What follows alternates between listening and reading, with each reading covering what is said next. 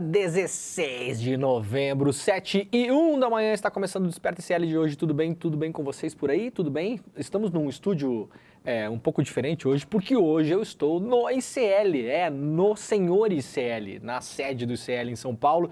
Estou fazendo o programa de hoje aqui, aliás, daqui a pouquinho, às 8 horas da manhã, quando começar o ICL Notícias primeira edição, eu estarei no estúdio com os meus colegas, tá? Então o Desperta hoje está sendo feito daqui dos estúdios do ICL Headquarters. O ICL tem um headquarter, você tá achando que não? Tá aqui, ó, tá aqui a prova. Aliás, eu já fiz o programa aqui com o William De Luca uma vez, né? A gente fez um bate-papo, eu e ele aqui, ficou muito legal. Na próxima vez que eu vier, eu vou tentar ver se o William consegue acordar às 5 da manhã para fazer o papo. Não sei se tá rolando, né? Porque se a gente colocar o William De Luca essa hora da manhã aqui, ele tem programa depois às 5 horas da tarde, vai basicamente ter que começar a morar aqui dentro, né? O que talvez não seja uma má ideia, inclusive. Tem até um sofazinho aqui, o William podia morar aqui, deitar, né? Dormir nesse estúdio e ficar tudo certo. Gente, muito obrigado pela audiência, muito obrigado a quem está chegando por aí. Estamos ao vivo em todas as redes sociais, claro, principalmente no YouTube. Então, se você está chegando agora, vai, por gentileza, deixando o seu like, clicando no sininho e, por favor, quem puder, compartilhe este programa com as pessoas que você gosta, com as pessoas que você ama e também com o seu tio bolsominion para irritá-lo, né? Claro, sempre.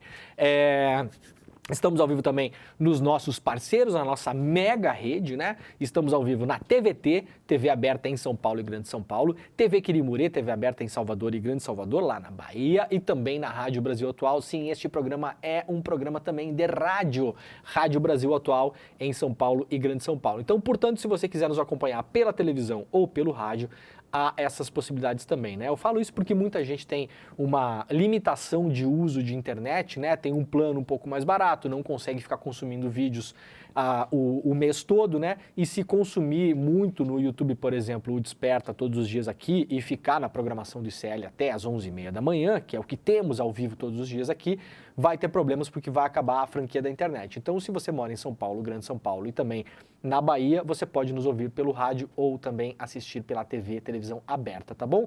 Coloca no Google aí, TVT São Paulo, você vai ver como é que faz para sintonizar, moleza, TV Quirimurê na Bahia, moleza também, e Rádio Brasil Atual, moleza também, tá bom? É isso. Vamos lá então, gente, que tem bastante coisa no programa hoje, né? Sempre tem, né? Vamos lá, começando então com as notícias do site iclnoticias.com.br. Se você não sabe, nós temos um site, claro, estreou três semanas atrás, se eu não me engano, né? Eu não sei se as pessoas que acompanham o programa com alguma frequência já notaram, mas sempre que eu esqueço uma data, eu falo mais ou menos 3 semanas atrás. É uma dica que eu dou para vocês, inclusive, né? Porque quando você fala mais ou menos 3 semanas atrás, pode ser, por exemplo, 1 mês e meio ou pode ser 15 dias. Sacou? Então, mais ou menos 3 semanas atrás, mas eu acho que é isso mesmo, né? Então, para quem não sabe ainda, por gentileza, temos o site iclnoticias.com.br. Se você tem o hábito de consumir notícias como eu tenho, o hábito, né, de consumir notícias todos os dias, você vai lá, acorda de manhã, vai lá olhar o UOL, vai lá olhar o G1, vai olhar o New York Times. Se você mora fora do Brasil, como várias pessoas que acompanham o Desperta, você vai lá olhar o La Repubblica, o La Stampa, o Corriere della Sera, o Le Monde Diplomatique, o The Guardian, o Telegraph, o New York Times, o Washington Post, o El País, o Público em Portugal, etc e tal. Você pode colocar também agora nos seus favoritos, neste exato momento, o site iclnoticias.com.br. Eu vou esperar que você faça isso agora e enquanto você não fizer, não tem mais programa. Tá bom?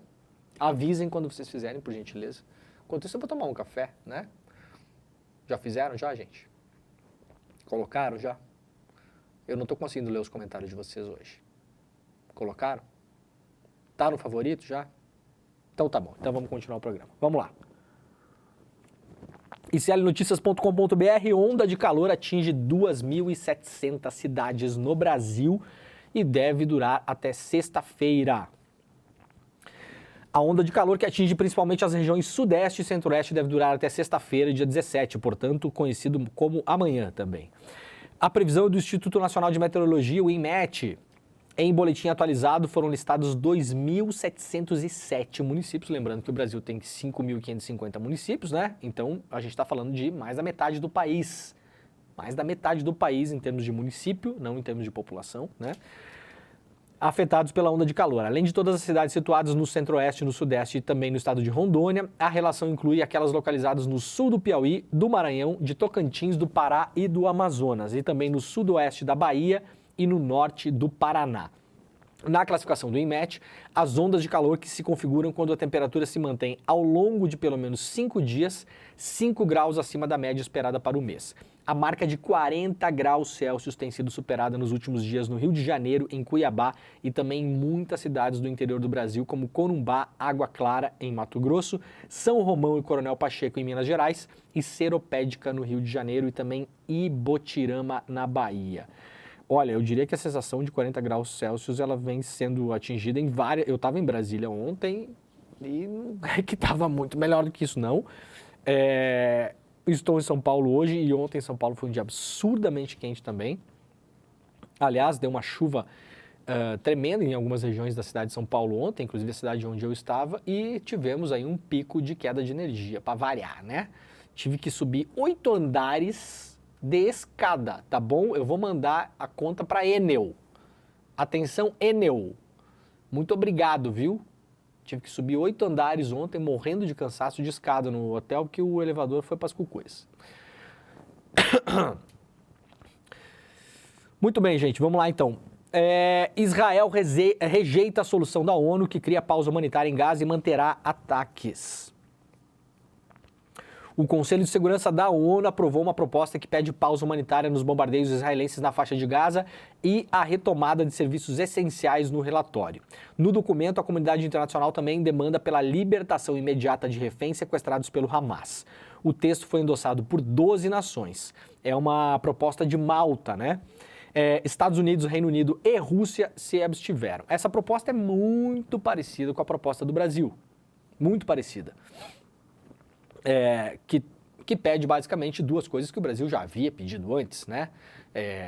Corredores humanitários, cessar-fogo, devolução dos reféns. Esses são os 3 pilares, tá, gente? Tudo que foi discutido em torno disso foram aquelas coisas que os países, isso aqui eu não quero, isso aqui coloca, isso aqui eu não gosto, tem que chamar o Hamas de terrorista, não tem que chamar de terrorista, tem que falar que Israel é bandido, tem que falar que não é, tem que falar que o Netanyahu é bandido, aquela coisa toda, tá? O suco da parada mesmo, inclusive desde a resolução que foi tentada no Conselho de Segurança da Rússia, que foi a primeira. O suco da parada é devolução dos reféns, cessar fogo imediato, abertura de corredores humanitários para que as pessoas pudessem sair. Essa é a discussão. A proposta do Brasil foi rejeitada. A proposta de Malta agora foi aprovada. Muito bem. O que parece para todo mundo na comunidade internacional é o seguinte: quando o Brasil fez a proposta, tinha mais ou menos 5 mil mortos em Gaza. Agora tem 11 mil, né? Então acho que nós chegamos no magic number do Joe Biden, né? O número mágico que não é mais aceitável matar tanta gente. 5 mil aparentemente podia, né? Agora 11 mil já não pode mais. Então mais ou menos por aí está indo o raciocínio dessa coisa, né?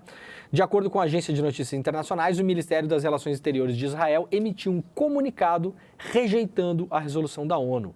O embaixador de Israel na organização, Gilad Erdan, afirmou que o texto é desconectado da realidade e os ataques continuarão até que o Hamas seja destruído e os reféns sejam libertados.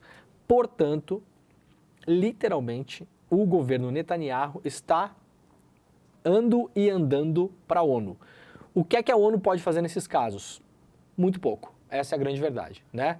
Vamos lembrar que há sempre 2 pesos e 2 medidas nas coisas da política, né? Óbvio, né? A gente fala muito do Tribunal Penal Internacional de Haia. Bom, quem foram os condenados do Tribunal Penal Internacional de Haia até hoje? Só ditadores sanguinários e autocratas e etc e tal, do continente africano, por exemplo.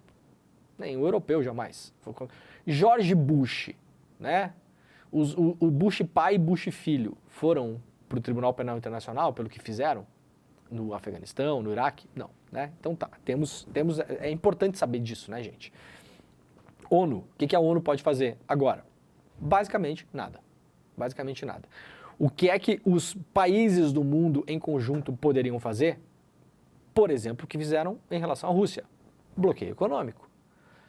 No dia seguinte à invasão da Ucrânia, começou um bloqueio econômico severo em relação à Rússia. inclusive atingindo pessoas privadas. Sabe aqueles bilionários que estavam a vida toda em Londres comprando time de futebol? O dono do Chelsea, não sei o quê. Esse dinheiro sempre foi muito bem-vindo, né? No Reino Unido. Para essas pessoas, né? O dinheiro dessas pessoas sempre foi muito bem-vindo. De uma hora para outra, parou de ser bem-vindo. Teve confisco de bens, teve uma série de coisas, né? Poderia fazer isso com Israel agora. Será feito? Não, não será feito, né? Por quê? Por que não? Porque é assim que é. Porque o alinhamento principalmente dos Estados Unidos e da Grã-Bretanha com Israel é automático, sempre. Sempre foi, desde o começo. Nunca há divergência, né? E para além disso, claro, há uma dúvida se esses bloqueios funcionam de fato. Está funcionando na Rússia, será? A Rússia sabia, né, que não ia conseguir mais vender petróleo para os Estados Unidos. Aí a Rússia hoje vende petróleo para a Índia. E a Índia vende para quem? Para os Estados Unidos, né? Então há uma série de fluxos que podem ser feitos, que passam por cima desses bloqueios. Então, na verdade, há pouca coisa que a ONU dessa maneira pode fazer. No limite, o que a ONU poderia fazer? A ONU tem poder bélico também, né? A ONU pode montar aquelas chamadas missões de paz. Inclusive, o próprio Brasil já montou uma missão de paz, entre aspas, né? No Haiti, que era liderada pelo general Augusto Heleno, para quem não lembra, né? E que apareceram várias coisas muito esquisitas lá, inclusive denúncias em relação aos soldados brasileiros e oficiais brasileiros sobre estupros, assassinatos, né? Coisa que nunca foi investigada direito, aliás, né, general Heleno? Nunca foram a fundo investigar o que aconteceu lá. A ONU poderia montar uma dessas missões de paz, eventualmente, por exemplo, e poderia chegar em Gaza. Fará isso? Claro que não. Óbvio que não fará isso, né? Ai, ai. Muito bem. O Jamil Chad trouxe um dado aterrorizante aqui, né? 1 em cada 57 palestinos já foi morto ou ferido, segundo o Jamil Chad publicou hoje lá no UOL. Então, para a gente ter aí uma ideia, né, do que está acontecendo. Numa declaração realizada na manhã desta quinta-feira, o chefe dos direitos humanos da ONU, Volker Turk, apresentou o que é o informe mais duro sobre a situação em Gaza até agora. Nos poucos hospitais que ainda funcionam, os médicos operam crianças que gritam sem anestesia, usando telefones celulares como luz, alertou o Turk, né? Segundo ele, os ataques sobre Gaza ocorrem em uma intensidade raramente vista neste século. 1 de cada 57 palestinos já foi morto ou ferido. Quem está falando isso não é o Che Guevara, não é o Mao Tse Tung, né? Não é o MST, né? Porque tem gente que tem uma certa dissonância cognitiva, que só consegue entender o mundo, né, a partir de um entendimento concreto, né? Tem adulto que parece criança de 4 anos, né? Não consegue entender a nuance de nada, absolutamente nada. Isso aqui, quem está falando, vou ler de novo aqui, ó. Segundo ele, os ataques sobre Gaza ocorrem em uma intensidade raramente vista neste século. Século. Quem está falando isso é o chefe de direitos humanos da ONU, Volker Turk, tá bom? E é o que eu já falei, né? A gente lê feridos em Gaza não é o que vocês imaginam não, tá, gente? Feridos em Gaza é... As imagens que a gente tem visto circular pela internet mostra o que é um ferido em Gaza. Não é uma pessoa que quebrou um dedo. Definitivamente não é alguém que arranhou o braço. São coisas terríveis, né? A gente não está trazendo essas imagens aqui, obviamente. Não há condição de mostrar as imagens. Não há condição de mostrar as imagens. Agora, quem usa rede social já deve ter topado com algumas. E são realmente, assim, de você perder a fé na humanidade, né? Você olhar aquelas coisas. Vamos lá, então? Olha aqui que importante isso aqui, gente. Uma matéria publicada pelo New York Times ontem. Ela está em português, quem quiser ler, está lá na Folha de São Paulo. A tradução é bem ruim, tá? Parece uma tradução feita de Google Translate, mas assim, dá para entender, tá? New York Times reúne evidências de que foguetes de Israel atingiram o maior hospital de Gaza. Tel Aviv culpa combatentes palestinos, mas análise de fotos e vídeos aponta para a autoria das forças israelenses. Minutos depois da 1 da manhã desta sexta-feira, enquanto a luta ativa ocorria entre as forças israelenses e os militantes do Hamas, um projétil atravessou o maior complexo médico de Gaza e caiu no centro do pátio do hospital Al-Shifa, um local onde milhares de deslocados na faixa de Gaza haviam procurado abrigo. Ele caiu a poucos metros de Ahmed Hijazi, uma personalidade das redes sociais que tem documentado o conflito. Ele fez um vídeo do projétil voando e em seguida de um homem em agonia com a perna mutilada pelo impacto. E é assim que abre essa matéria do New York Times. Uma reportagem extensa, que analisou não só imagens feitas por pessoas que estavam lá, ou seja, conseguiu analisar mais uma vez, o New York Times já tinha feito um trabalho semelhante anteriormente, a trajetória dos mísseis ou foguetes, ou seja lá o que for, e comprovaram mais uma vez que a trajetória dos foguetes, dos explosivos que atingiram o hospital, famoso caso do hospital Al-Shifa, partiram do território israelense, né? Eu quero ver onde estão as centenas de pessoas que foram me encher o saco no Twitter. Pede desculpa, Demore, porque não sei quem falou que era um foguete do Hamas. A conta anônima aqui que pegou umas imagens do Google Earth. Cadê essas pessoas agora? Cadê os valorosos jornalistas que disseram que combateram o Bolsonaro no Brasil e estão no colo do Benjamin Netanyahu? Passaram dias gastando energia com essa história do hospital. Para quê, aliás? Para quê? É como se fosse o único hospital, o caso do hospital fosse o único caso da guerra. Todo o resto tá ótimo. Cadê essa galera agora? Que foi pedir pra gente pedir desculpa por estar dizendo que, obviamente, o maior suspeito de ter bombardeado o bendito hospital era Israel. Quem mais seria? Quem está bombardeando Gaza?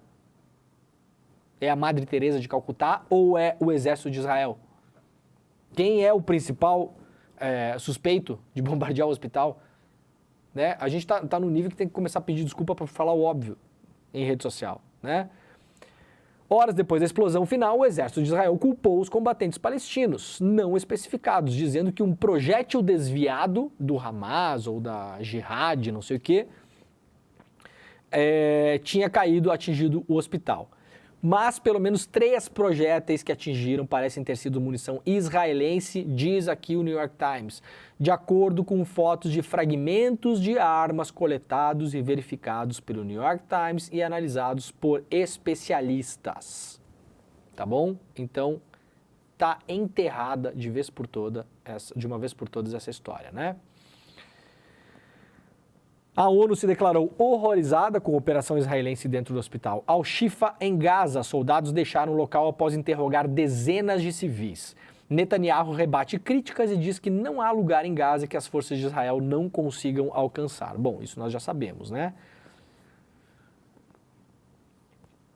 Vamos lá, voltar aqui para o iclnoticias.com.br. Prefeituras lideradas por primos de Lira contrataram 8 milhões de empresas da família. Pauline de Fátima Pereira Albuquerque exerce um papel central no clã comandado por Arthur Lira. Isso aqui, reportagem publicada lá no iclnoticias.com.br em parceria com o site De Olho nos Ruralistas. Ela é a principal ponte entre o império agropecuário e a face política da família em Alagoas. Entre os bois e as urnas mora o uso da máquina pública para beneficiar os negócios dos Pereira, né? Reportagem importante, extensa, está lá na capa do iclnoticias.com.br, mostrando mais uma vez como Arthur Lira opera na política brasileira. São várias matérias já, né, gente, em relação ao Arthur Lira, né? E segue por aí, né, equilibrando-se entre mortos e feridos, né? Arthur Lira segue vivão na política brasileira. Então, quem quiser ler, tem um dossiê, né, que identificou 13 licitações vencidas por empresas do clã dos Pereira em municípios comandados por parentes do presidente da Câmara em Alagoas. Lembrando que no ano que vem tem eleições municipais, né? Então, o dinheiro deve estar rolando num nível que a gente não tem ideia, né? Muito bem, ó, antes de passar aqui para um outro caso, eu queria só mostrar rapidamente, eu acabei pulando aqui. Caio, vamos por gentileza mostrar, tem um vídeo que eu separei aqui, importantíssimo, né? O que está acontecendo? Está acontecendo uma coisa que é previsível e perigosa, que é o seguinte.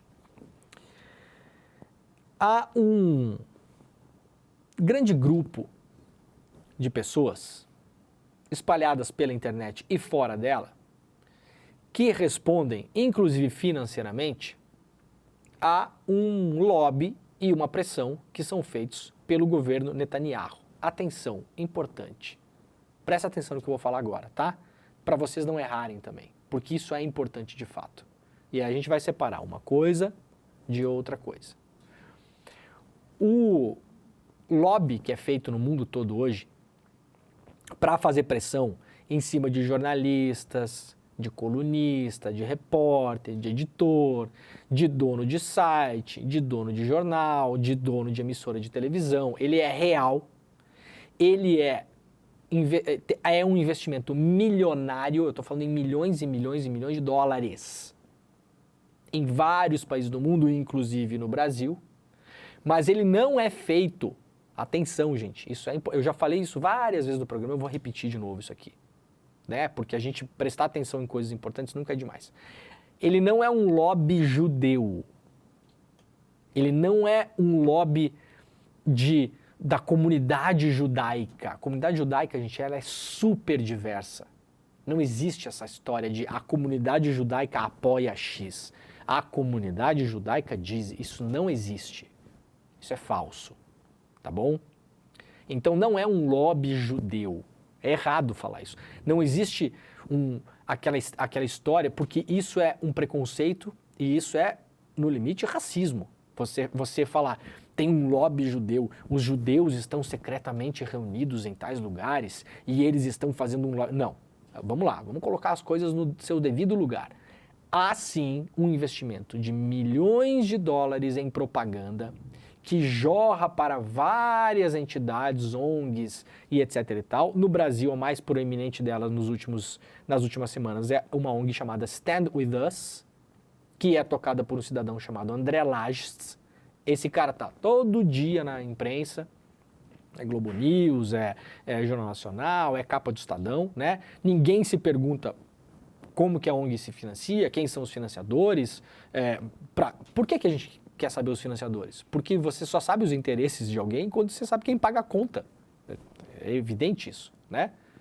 Então, há um lobby organizado do governo Netanyahu, tá bom? Pensa na nossa realidade aqui. Você brasileiro que não votou no Bolsonaro, que discordava do Bolsonaro, você se sentiria representado se alguém encontrasse você numa viagem no exterior, por exemplo, e falassem: o Brasil está fazendo tal coisa, o lobby brasileiro, você brasileiro, você ia falar, não, peraí, eu não votei no Bolsonaro. Quem está atacando fogo na Amazônia e incentivando o garimpo ilegal, não é o brasileiro, não são os brasileiros, né? É o governo Bolsonaro. Então nós estamos falando aqui do governo Netanyahu. São coisas diferentes. E aí, muito bem, dado o ponto, o que é que tem acontecido com alguma frequência? Há toda uma estratégia de comunicação, ela é bem evidente, bem clara, bem simples de identificar, né?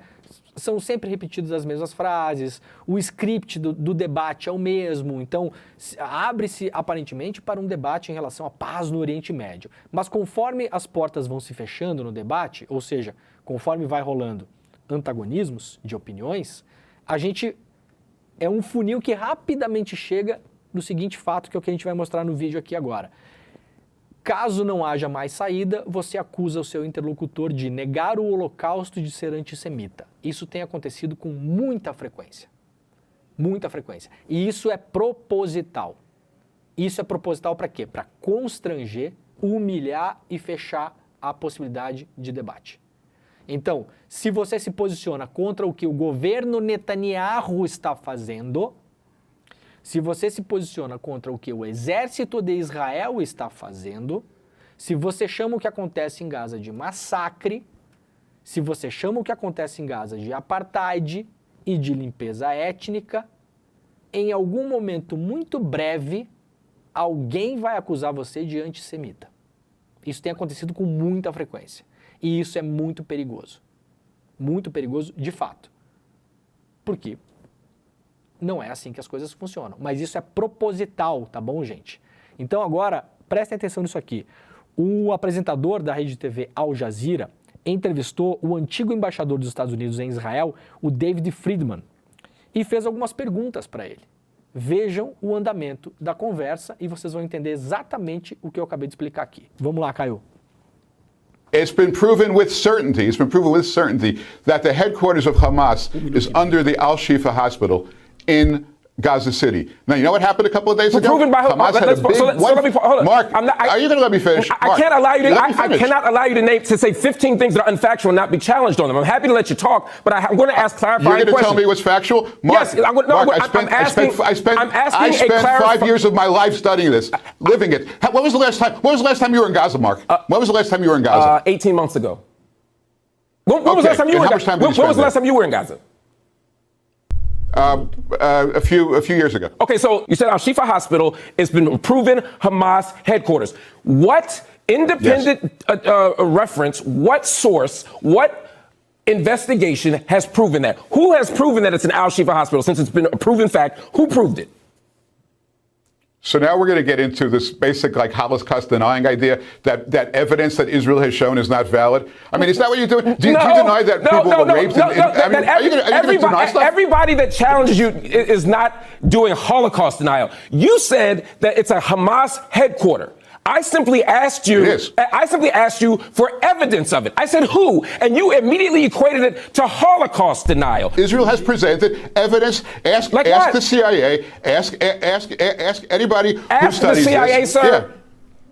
Yeah. You don't trust the government. You don't trust the American government. You don't trust the Israeli government. Who should we trust? Hamas? You want to trust Hamas? Go ahead, trust Hamas. Tá aí, né? Sacaram o mecanismo? Tem acontecido com muita frequência. Muita frequência. O jornalista, colega, simplesmente pergunta pro ex-embaixador dos Estados Unidos em Israel quais são as fontes independentes que dizem que o Hospital Al-Shifa era um quartel-general do Hamas. O cara fala, eu tenho não sei quantos anos de estudo. E o jornalista pergunta de novo, não, mas eu quero saber quais são as fontes que provam, onde estão as provas. Rapidamente o cara dá um salto e fala, você está negando o Holocausto. É um completo absurdo. Não concordam comigo? Mas tem acontecido com muita frequência. Todas as pessoas que se contrapõem de modo mais forte em relação ao que o governo Netanyahu está fazendo, elas serão em algum momento acusadas de negar o Holocausto e de serem antissemitas. Tá bom? Isso é feito para constranger. Para colocar a pessoa em uma posição em que ela pense duas vezes antes de falar de novo. Agora, recado para quem acha que isso vai funcionar. Pelo menos comigo, não vai. Boa sorte. Tá bom? Muito boa sorte. Isso não vai acontecer. Vamos lá, gente. Olha só. Essa notícia aqui é uma notícia escandalosa. Eu vou pedir para vocês, quem puder, por gentileza, compartilhar essa notícia depois também. Ela está publicada no iclnoticias.com.br. Vamos lá. Vocês lembram do caso da Mariana Ferrer? Mariana Ferrer, uma menina que frequentava uma casa de espetáculos, uma danceteria em Florianópolis. Em um determinado momento, ela alegou na justiça que foi estuprada pelo empresário chamado André Aranha, na boate, né? O processo correu. No começo do processo, o promotor, pegando as provas da investigação, que eram várias, inclusive laudos, né? O promotor ofereceu denúncia para a justiça para condenar o André Aranha, tá? Assim começou esse caso. No meio do caminho, mudou o promotor do caso. Entrou um outro. Esse outro, chamado Tiago Carriço, assim que ele entrou, ele pegou o trabalho do colega dele, jogou no lixo, fez um outro trabalho e pediu para inocentar o empresário André Aranha. Tá bom? Essa é a história base do caso Mariana Ferrer. Muito bem, o que aconteceu em seguida? Teve uma audiência do caso. A Mariana Ferrer, via remota, foi ouvida no caso por um juiz chamado Hudson Marcos, e lá estava também o procurador Tiago Carriço. O site Intercept Brasil publicou o vídeo dessa audiência, e isso aí ficou conhecido no Brasil todo, né? Nessa audiência, a Mariana Ferrer é humilhada pelo advogado, um advogado chamado Gastão, conhecido também em Santa Catarina como Gastãozinho, né? Gastãozinho humilha a Mariana Ferrer na audiência e o promotor e o juiz nada fazem para impedir. Muito bem. O que aconteceu a partir disso? O promotor e o juiz processaram a jornalista Shirley, né?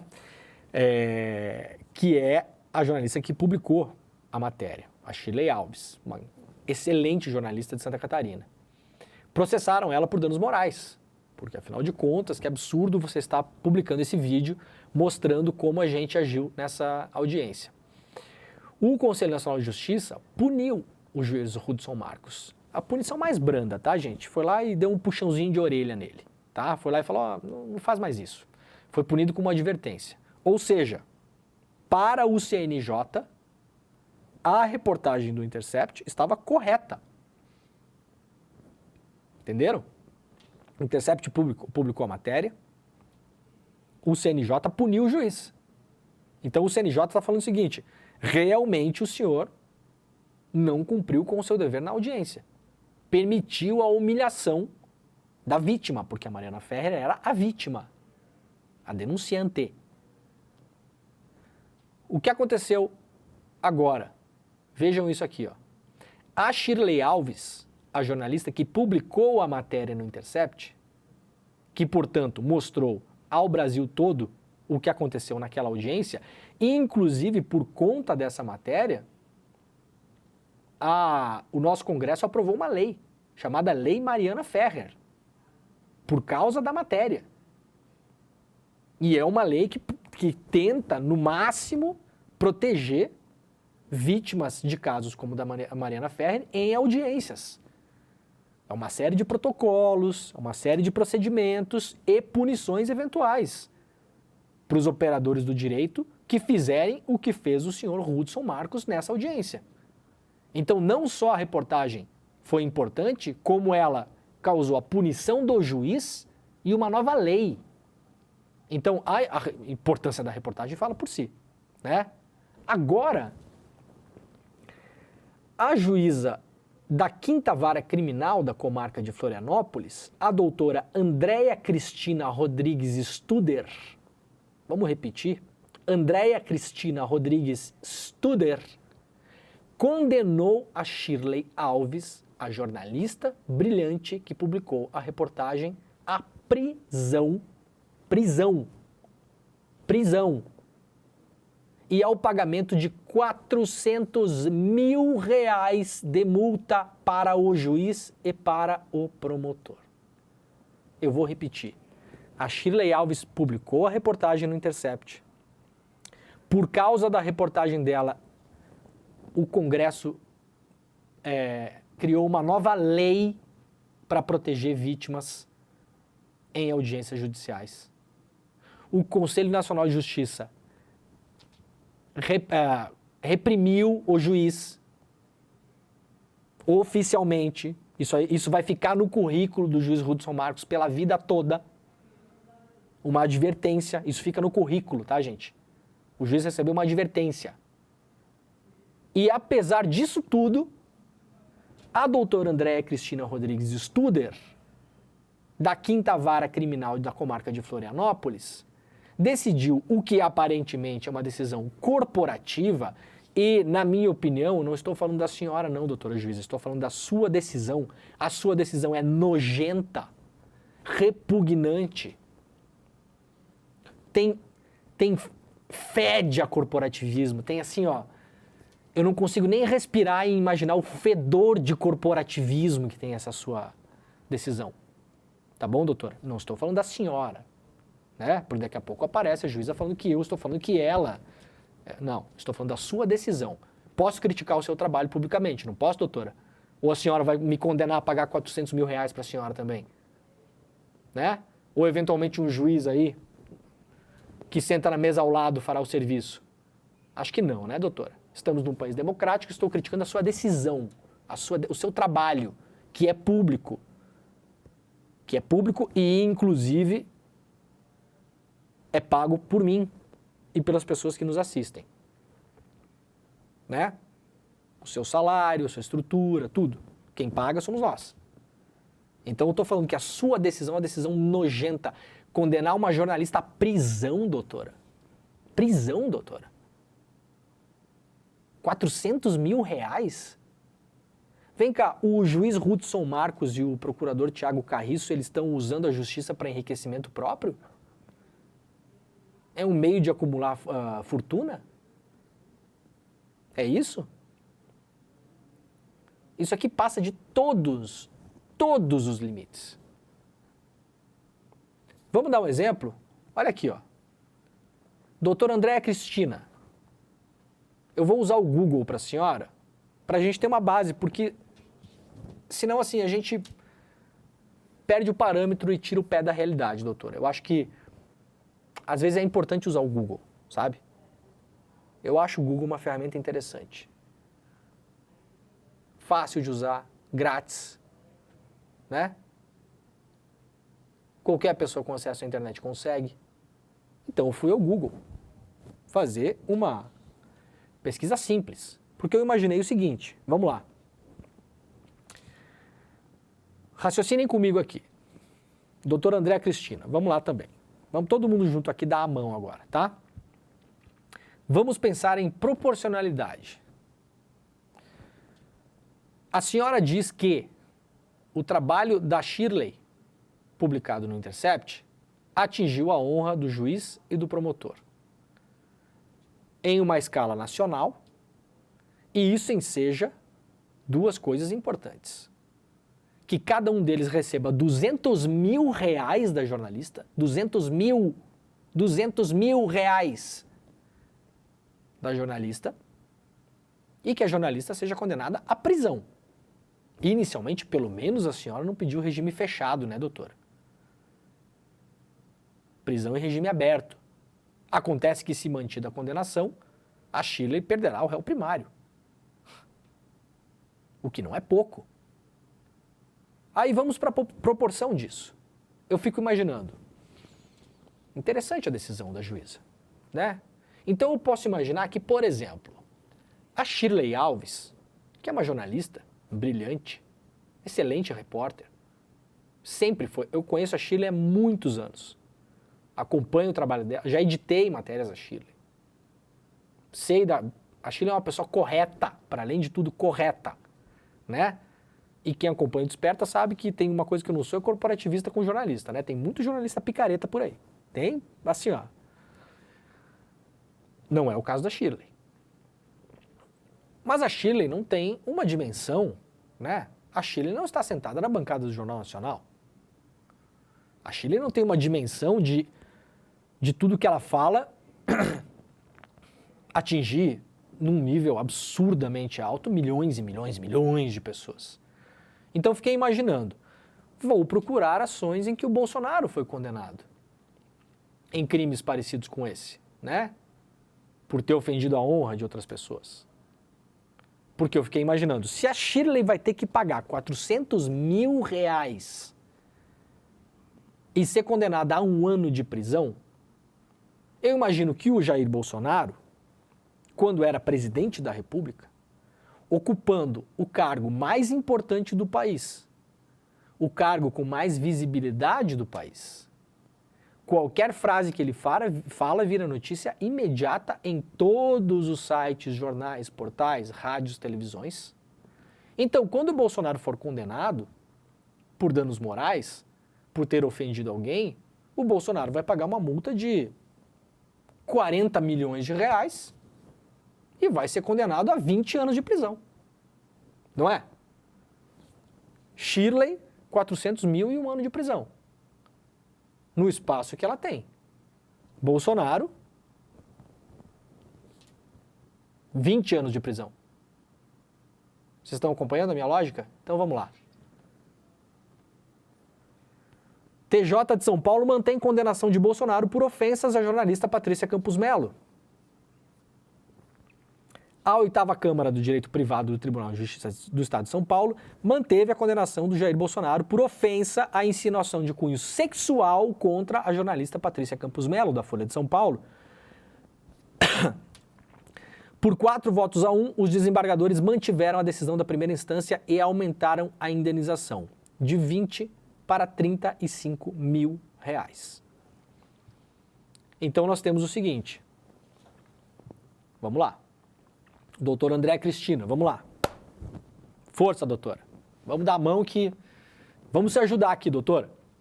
O Bolsonaro, presidente da República, com todo o impacto que tem uma declaração de um presidente da República, insinuou que a jornalista Patrícia Campos Melo estava trocando informações por sexo. Essa foi a insinuação direta do Bolsonaro, tá bom? Direta.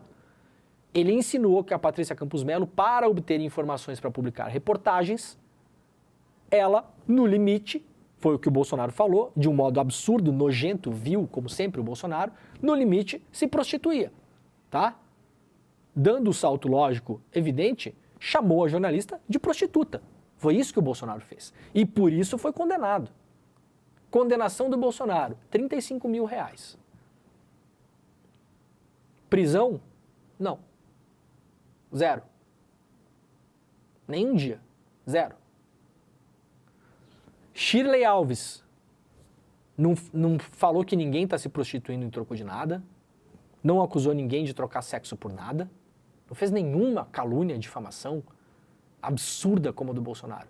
Simplesmente publicou o vídeo da audiência da Mariana Ferrer, onde ela, como vítima, é humilhada e por conta dessa humilhação o juiz foi punido pelo CNJ e por conta da publicação da reportagem há uma nova lei no país hoje chamada Lei Mariana Ferrer. Punição da doutora Andréa Cristina Rodrigues Studer em relação à jornalista, 1 ano de prisão e 400 mil reais de multa. É um completo absurdo. É de uma cara de pau inacreditável. Né? A decisão, viu, doutora? Não estou falando, vamos de novo aqui, não estou falando da senhora. Sequer conheço a senhora. Pode ter as melhores intenções do mundo. Né? A sua decisão é absurda. Eu gostaria, inclusive, de olhar as decisões da doutora Andréa Cristina na 5ª Vara Criminal. Porque eu posso imaginar que, por exemplo, se nesse caso aqui é 1 ano de prisão e 400 mil em multa, eu posso imaginar que a doutora aplica multas lá de... Né?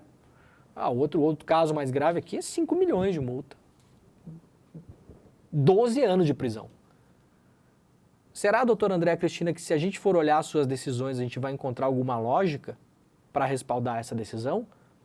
Ou essa decisão é uma decisão exótica? Para usar uma palavra que dá para usar. Será que essa sua decisão está em linha com as decisões que a senhora toma? Ou essa decisão é uma decisão exótica? Outra pergunta, a senhora já julgou outros casos em relação a jornalistas? Vai sempre nessa linha? É uma pergunta importante. O caso vai subir agora, claro, né? Para o tribunal em Santa Catarina. Dificilmente essa decisão vai ser reformada num nível aceitável em Santa Catarina e depois é torcer para que a defesa da Shirley Alves consiga levar isso para tribunais superiores e tirar esse caso de Santa Catarina, porque claramente este caso, sendo julgado em Santa Catarina, é um caso contaminado. contaminado. Não tem como separar uma coisa da outra. O juiz que é o alvo da reportagem, ele é colega dos juízes que estão julgando o caso. Não há como separar, por mais boa vontade que as pessoas tenham. A defesa do Intercept, inclusive, pediu já no começo desse caso para tirar o caso de Santa Catarina, para conseguir jogar o caso numa arena justa, que o caso não fosse analisado e julgado por colegas do senhor Hudson Marcos, o juiz da audiência do caso Mariana Ferrer. E a justiça não permitiu que isso acontecesse.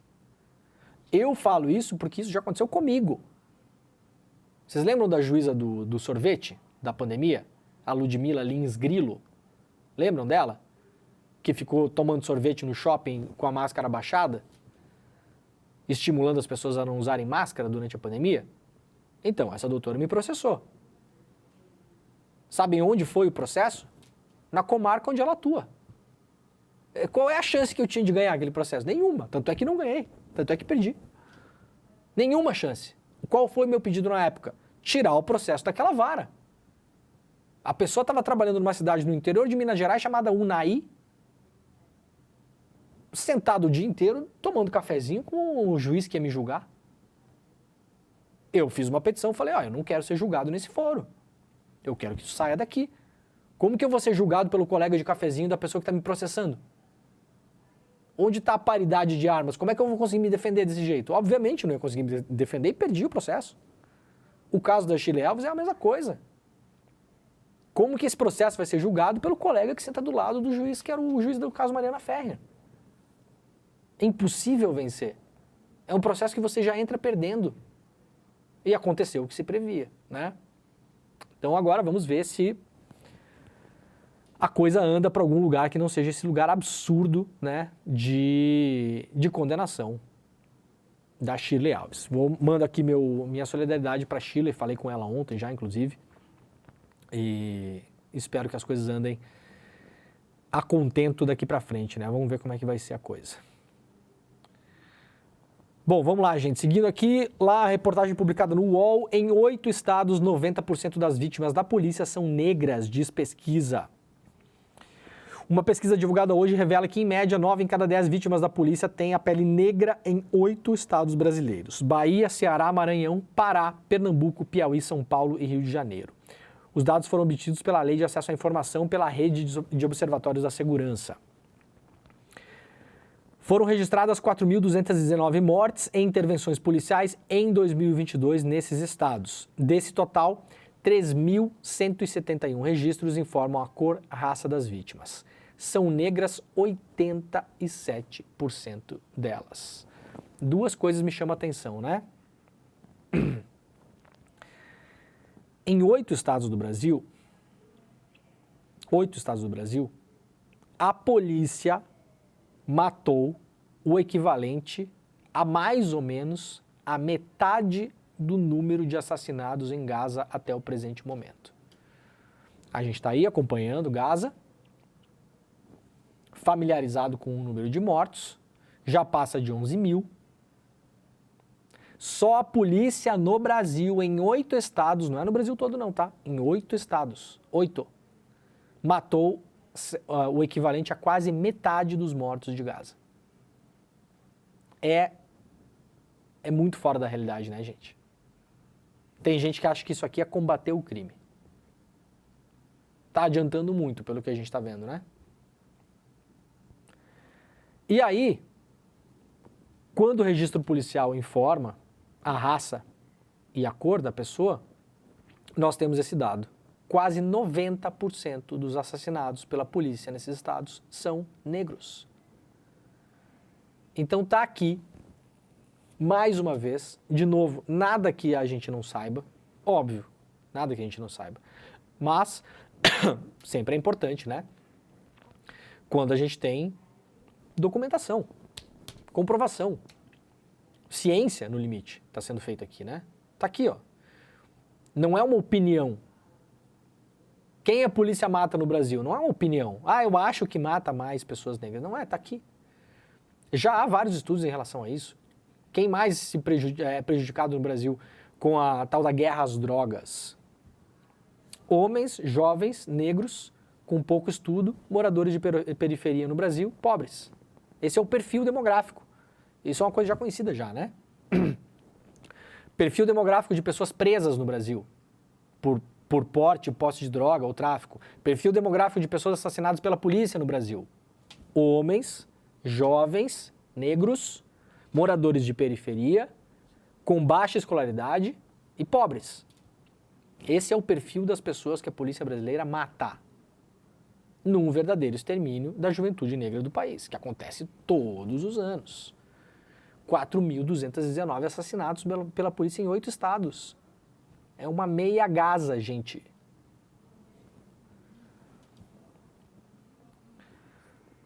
Muito bem, vamos lá, seguindo aqui, o que mais temos aqui? Vamos encaminhar para o final do programa. Tem coisas que só o Brasil, né, cara? O pessoal da revista Fórum publicou um vídeo que está rolando pelas redes sociais. Bolsonarista se joga embaixo de viatura durante ato em Copacabana. Teve um protesto, né, no 15 de... Ontem foi a proclamação da República, né? E aí aquela galerinha, festa estranha, gente esquisita, né? Aquela galerinha foi pra rua de novo.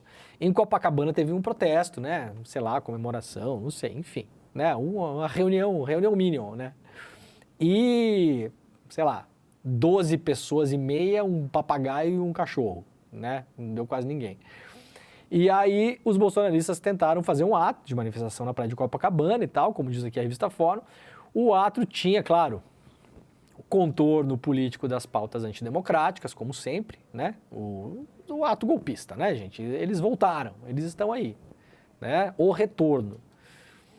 E aí, em meio à ação, uma cena insólita foi registrada. Um dos bolsonaristas revoltados com a ação dos agentes da prefeitura se jogou sobre o asfalto quente embaixo da viatura na tentativa de impedir que o veículo avançasse. Porque a polícia estava ali, né, tentando liberar o trânsito, aquela coisa toda, né? Nós temos o vídeo aí, vamos ver o vídeo juntos pra gente dar um pouco de risada? Vamos lá. Uma vergonha, é uma vergonha o que vocês estão fazendo.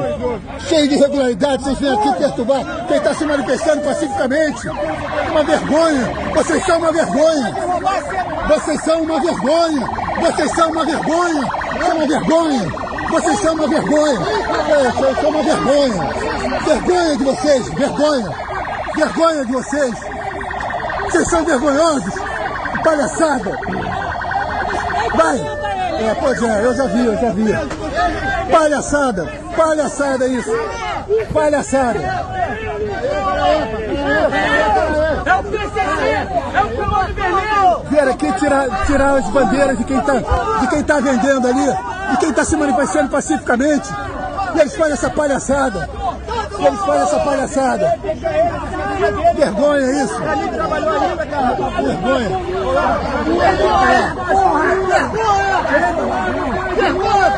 Vocês são vergonhosos, vocês são uma vergonha. Vocês são uma vergonha. Vocês deviam ter vergonha de fazer isso. Vocês deviam ter vergonha. Falta de vergonha na cara de vocês. Sem vergonha. Vai, palhaço. A população vai votar. Uma vergonha. Isso é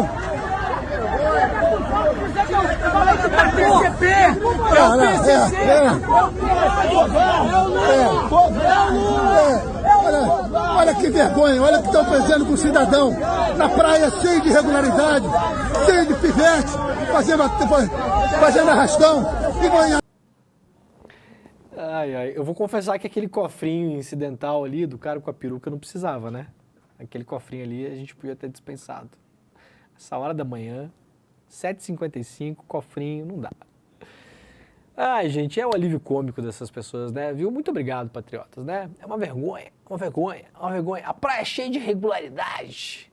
O carioca reclamando de irregularidade na praia. Eu sou carioca emérito, morei anos no Rio de Janeiro, posso falar. Tenho lugar de fala pra falar do Rio de Janeiro, tá bom? Pra falar bem e pra falar mal. E mesmo que não tivesse, ia falar igual, porque eu falo o que eu quiser. Né? Carioca reclamando de irregularidade na praia. Não tem lugar mais irregular no mundo do que uma praia no Rio de Janeiro, gente. No Rio de Janeiro até a areia é irregular, né? É a zona, né? Tem um lado bom e tem um lado ruim, claro. Mas o cara deve frequentar Copacabana há 60 anos, nunca reclamou de nada. Deve, inclusive, fazer parte de várias irregularidades que acontecem ali. Botou a rede de vôlei no lugar que não podia, entendeu? É aquela coisa. Vai indo, vai fazendo os troços do jeito que dá, né? Já comprou coisa de vendedor ambulante, já tudo. Já deve ter feito tudo ali. Já pode ter fumado uns negocinhos ali, que não pode também, que tem também. Pessoalzinho que quer fumar, fuma, né? E aí, mas tá, esse dia o problema era a irregularidade. Ai, Brasil, muito obrigado, viu, Brasil? O Brasil é ótimo, né? Gente, ó, a gente tá... Vamos primeiro aqui, ó, antes de acabar o programa, vamos nos despedindo da nossa rede. Muito obrigado a quem nos acompanhou pela Rádio Brasil Atual, pela TVT e também pela TV Quirino Moreno na Bahia. Nós estaremos de volta amanhã sexta-feira. Isso, amanhã sexta-feira, tá bom? Este foi o Desperta ICL. Obrigado pela sua companhia e até. Tchau. Ai, gente, muito bem. Ó, vamos encerrando o programa de hoje. Deixa eu ver se tem mais alguma coisa aqui. É isso. Vamos lá com uma notícia final aqui, só ler a manchete só, se o Jornal Globo deixar eu abrir, né? Jornal Globo. Neymar é acusado de trabalho oculto por empregada doméstica, que exige quase 2 milhões de indenização. Brasileira de 35 anos encaminhou o ex-astro do PSG ao Tribunal Industrial, segundo imprensa francesa. O atacante Neymar foi acusado de trabalho oculto por uma empregada doméstica brasileira no período em que trabalhava no PSG na França. Segundo o jornal francês Le Parisien, a mulher diz que trabalhava 7 dias por semana entre janeiro de 2021 e outubro de 22, em um trabalho não declarado, e agora está exigindo uma quantia de 368 mil euros do Neymar. O caso do atacante foi designado para o Tribunal Industrial de Saint-Germain-en-Laye, no departamento de Yvelines. É assim que fala, gente. Meu francês não é bom, não. Além do trabalho oculto, a brasileira também culpa Neymar pelas horas extras não remuneradas e diz que precisou trabalhar até 15 dias antes do nascimento prematuro do seu 4º filho e sem acompanhamento médico. Portanto, aí mais um processo em cima de Neymar e família Neymar, né? Sempre um atrás do outro, né? Essa família é muito enrolada, né, gente? É inacreditável. Né? Família Neymar. Deixa eu tirar essa propaganda aqui. Ai, que assim, ó. Sai pra lá. Alguém quer comprar um Audi? Eu não quero comprar. Que caro, gente, pelo amor de Deus. Bom, gente, é isso. Estamos acabando o programa de hoje. Eu vou encerrar um minutinho mais cedo, porque eu preciso descer correndo. Então é o seguinte, ó. Acabou agora. Eu estou indo para o estúdio lá embaixo, porque estarei no ICL Notícias primeira edição, tá bom? Daqui a pouquinho, ao vivo no estúdio, com os colegas, tá bom? Então, muito obrigado pela companhia de todo mundo. Este foi o Desperta ICL de hoje, quinta-feira, 16 de novembro. Amanhã estaremos de volta. Um beijo para todo mundo e tchau. Fala, turma, que sucesso foi o lançamento do primeiro documentário original ICL, De Quanta Terra Precisa o Homem. O documentário que revela a verdade sobre o MST, o maior movimento social do mundo. Dezenas de milhares de pessoas assistiram ao encontro, ouviram um debate de altíssimo nível, com a presença do João Pedro Stedley, coordenador nacional do MST, e vários outros nomes incríveis, e saíram de lá, com certeza, com uma outra visão sobre o movimento, mas principalmente uma outra visão sobre o conflito no campo no Brasil. Se você perdeu esse debate, que inclusive trouxe vários trechos do filme de uma maneira inédita, a gente resolveu permitir que o replay fosse liberado por alguns dias para você poder assistir. Então clica agora no link que vai estar aqui e assiste a esse replay enquanto ele ainda está no ar, porque ele vai ficar no ar por bem pouco tempo para as pessoas que estavam inscritas e perderam essa oportunidade. E para você também, que soube disso agora. Não perde essa chance, não. É um tema muito importante e foi um encontro histórico. Conto com a presença de vocês. Um abraço.